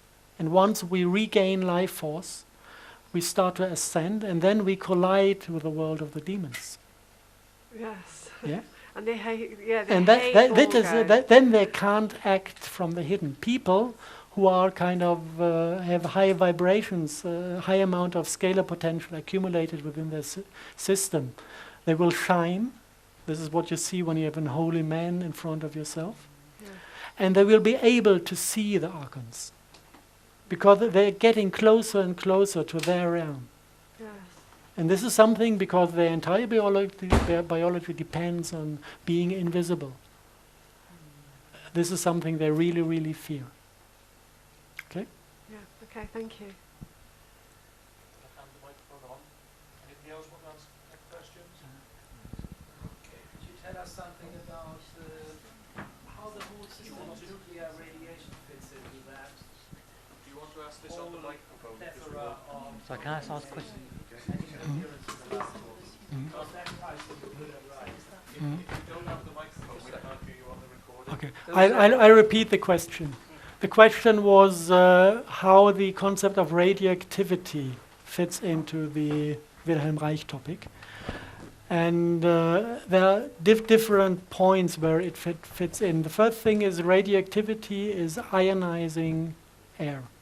You have these beams or particles or whatever you want to call it, and they hit air molecules and ionize them. Once you have many, many ionized particles in the air, the vapor is concentrating on many cores for droplets, and you will have a dizzy sky but no rain. So this basically is what killed the Sahel zone. You have the testing of nuclear weapons by France in the 60s, and you had the uranium mining in Niger. And both completely, you can see, if you look at the direction of wind in Africa. You can see how this radioactivity from the mining fields is causing the droughts in the Sahel zone. And once you start interacting with the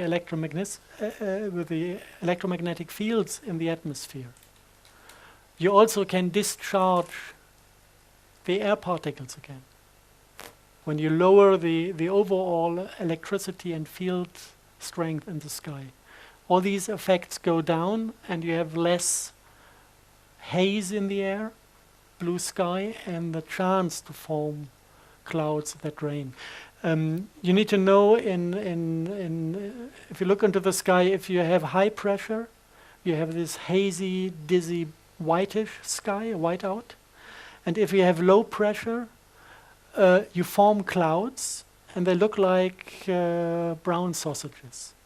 They're completely oversaturated, and they also don't deliver rain. So you need to distinguish a few things before it really becomes a theory. But actually, the radioactivity is adding up ions to the air.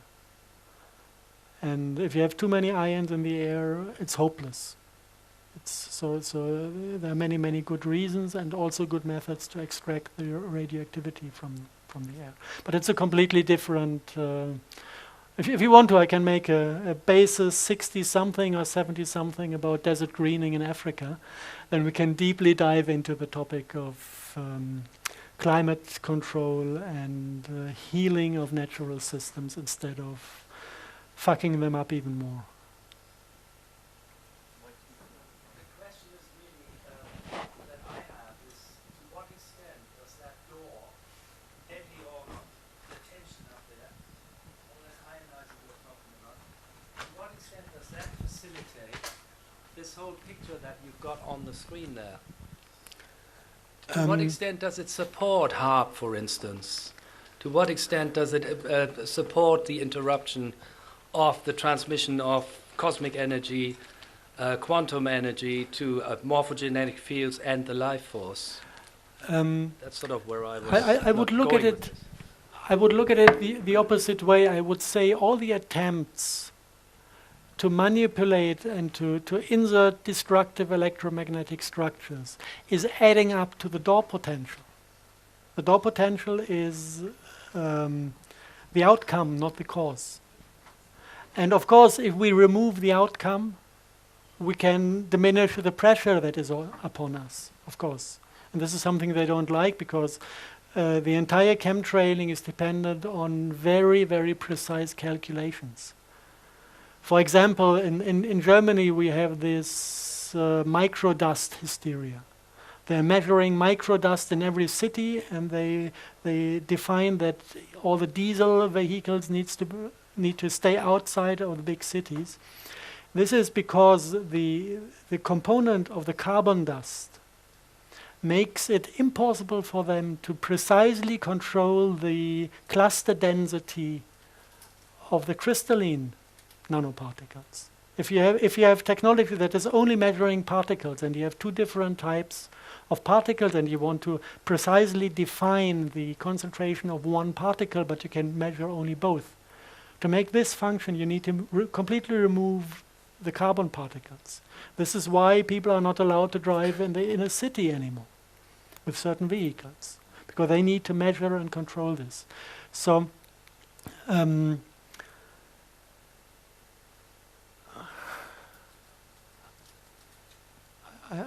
is it answered now, or sort of? Okay. It's an ongoing process.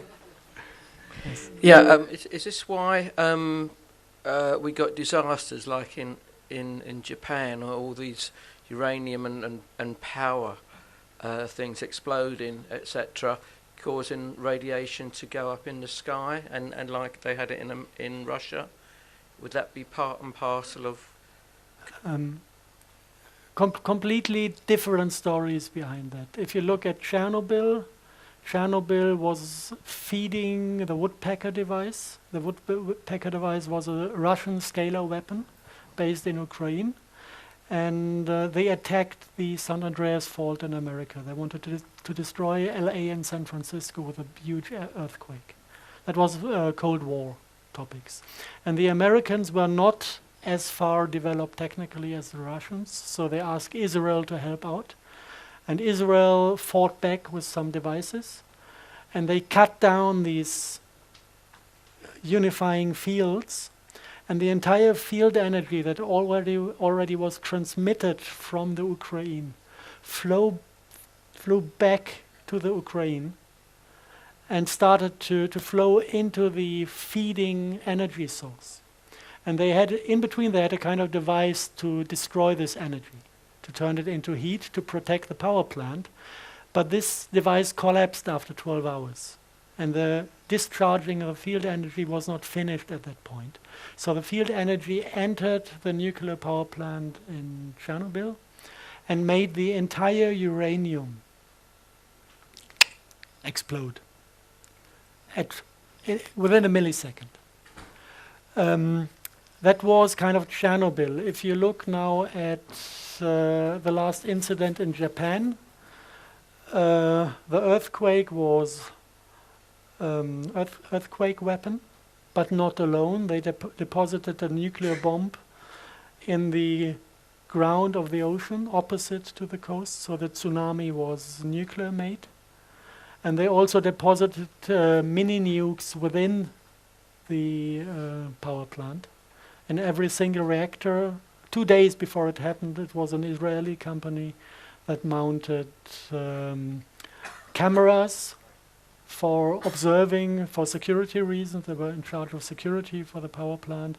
And I think the cameras had a weight of 2.3 tons each. So you can imagine that this is not a camera. And the story that you have hydrogen not being able to leave the building block, this sounds pretty much like a fairy tale, because it is known that hydrogen can be formed, that nobody would ever build a power plant without having an outlet for these gases. Another 9/11 then. It was a discussion about money that Japan was supposed to pay to the United States. It was still contracts following World War II. And I think Japan was willing to pay in US dollar, and the United States wanted to be paid in real assets. And that was the discussion, and then they were kind of blackmailed. Either you pay in real assets, in gold or whatever, or we will sink the Northern Island. And the only thing why they stopped at a certain point, if you look at the pictures from Tokyo, you could see the entire island falling to pieces. It was not even an earthquake that was shifting a part of the city.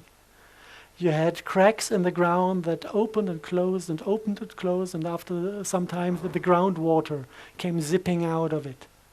And not a single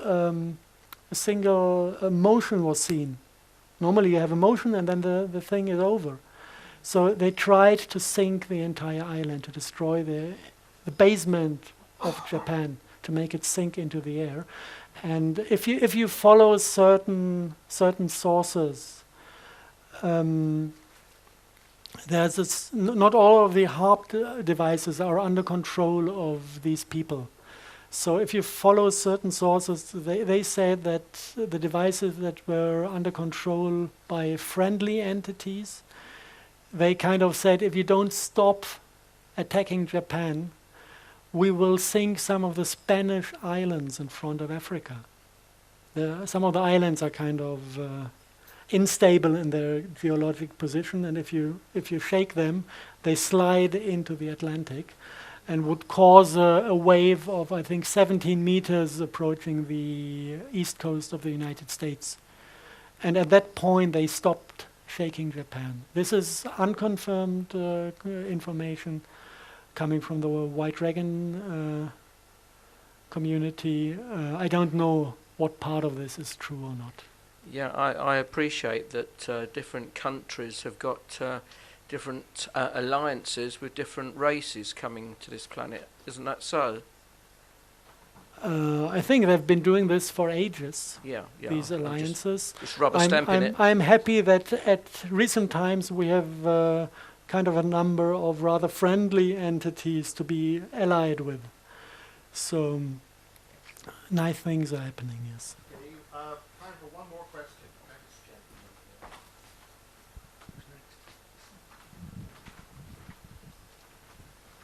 Are there any positive uses for scalar wave technology, such as like radionics or any type of positive use you can see for scalar waves?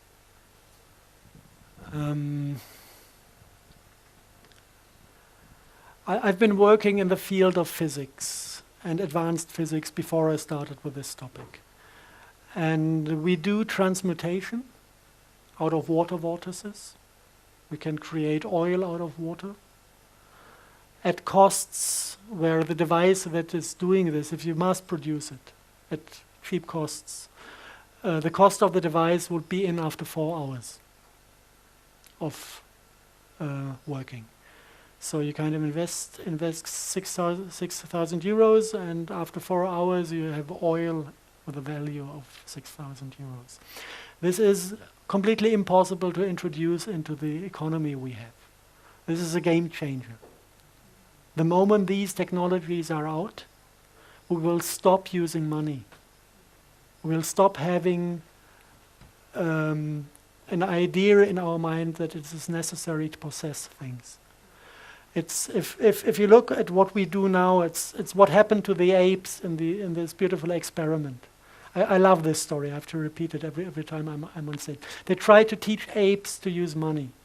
It took 3 days. They knew how it works. After 3 weeks, the boys in the ape family started to steal and betray, and the girls started to prostitute themselves.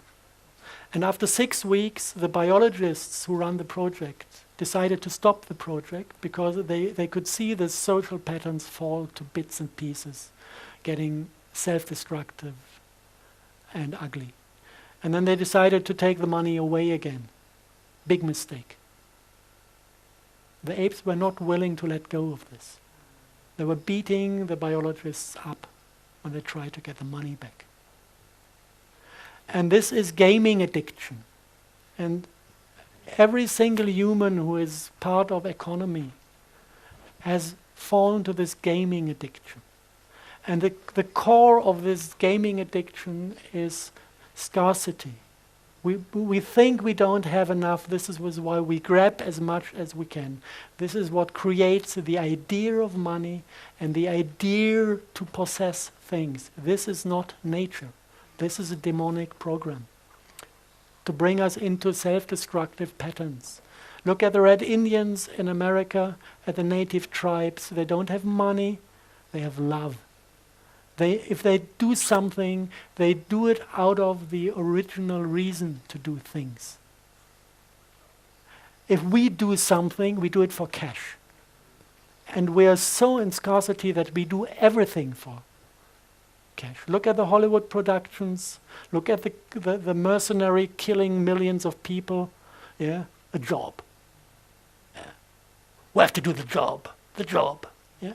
This is where money brings us to. And the moment when you have these two options of transmuting every element you need and producing energy as much as you need, we enter a world of abundance. And this can only work if also the psychology of the scarcity is leaving. If we let go of this and start to trust the other cycle of, I know that there's enough of everybody. This is why I let go everything I don't need in this moment and share it with other people. And they gain trust in the thought that there really is enough for everybody. And this is also self-strengthening. And at the moment we are kind of diving through the hole of the needle, leaving one system, entering the other one. It's a process that is going to take place during the next 3 to 5 years. And when we are through, nothing is going to be the same on this planet. The ones who survive this are the ones who collect the spirit and swim in front of the wave. They're going to just dive through these transformations, survive, and come out on the other side as somebody who is living in abundance. And whoever is not willing to learn the lesson is going to choke himself in scarcity. And this is the quality of a disease. If you have a chronic disease, like this gaming addiction is a chronic disease, and you want to heal it, then you go into this acute phase where all the symptoms are multiplying in strength to make us realize that this is a disease, because somebody that has a chronic disease is not, the immune system is not realizing the disease anymore as what it is.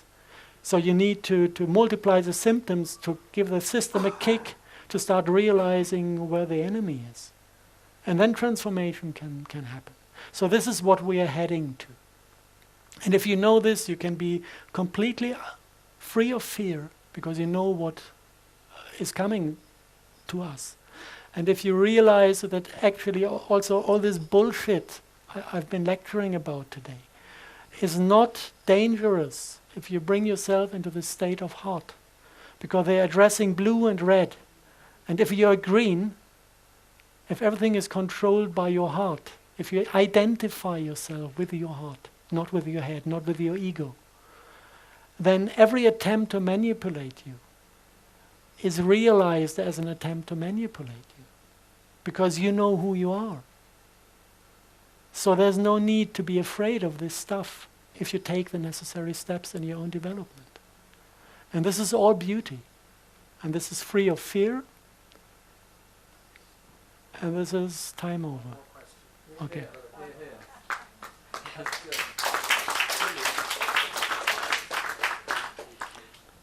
Yeah. I'm really, really happy with your story. I'm very impressed by your research, but I'm very happy with the way you conclude your story. For me as a healer, it's great to hear a researcher like you to get me the theory that backs up my experiences as a healer. So thank you very, very much. My question is, how many people need to really get awake to create this morphogenetic field to allow others who are not so much into a willingness to know to make the transformation happen? If you want to know numbers, I'm not sure. There are two different ways to calculate. The guys who make experiments say you need 100 of us to realize. If you go into the older traditions, it is kind of the multiplication of 12. You need 12 in the first step, like Jesus had 12 followers, and then it goes to 144, and then it multiplies by 12, and each multiplication brings a new quality. And like this, you get a kind of multiple step development. And personally, I believe more in the 12 mathematic than in the 100, because this is only for, I think they learned how to wash potatoes, and when 100 apes were able to wash potatoes, all the apes on all the islands who have never seen this happening immediately started to wash potatoes before eating. So this was the 100 number. I think we humans are more on 12. It makes more sense in the context of sacred geometry. Yes. So, but okay, I'll get back to it.